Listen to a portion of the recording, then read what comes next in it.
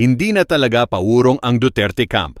Ngayong araw, umusok ang tensyon matapos dumalo sa pagdinig ng piskalya ang ilang kongresista kaugnay sa reklamong inihain ng asawa ni Vice President Sara Duterte. Kitang-kita ang banggaan ng magkabilang kampo habang isa-isang humarap ang mga respondent at kanilang mga abogado.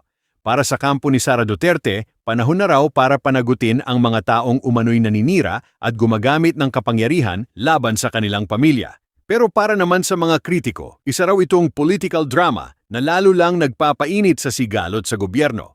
Habang papalapit ang mga susunod na pagdinig, lalong umiinit ang tanong ng taumbayan, sino ba talaga ang nagsasabi ng totoo? At hanggang saan aabot ang girian ng mga makapangyarihang pangalan sa politika? Isang bagay ang sigurado, hindi pa ito ang katapusan.